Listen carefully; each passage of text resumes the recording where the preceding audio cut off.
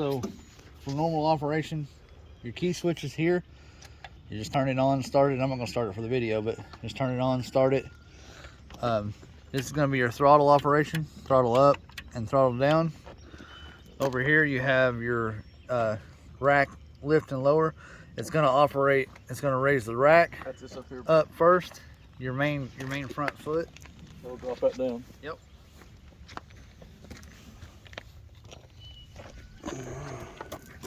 It's gonna raise and lower that first, and then there's also a rear foot down here. They're all connected to the same cylinder, so it'll drop the front first, and then your rear foot will start coming down. And same thing when you're coming back up, your rear foot will lift first. So if you push that button, you feel like nothing's happening, that rear foot's probably coming up, and then it'll lift your front. Gotcha. These are your track operations.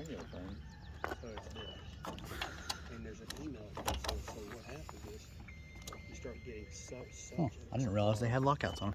Anyhow, it's got a lockout, so it won't move while it's not started. But obviously forward and reverse, and then your steer just whichever way you need to go. It's just like a skid steer. Best operations for those for the drop downs. Drop downs. You're gonna use those when you're set up for drilling. That's you actually have to set it down to drill. Yep. You'll set your front end down, and then your rear end.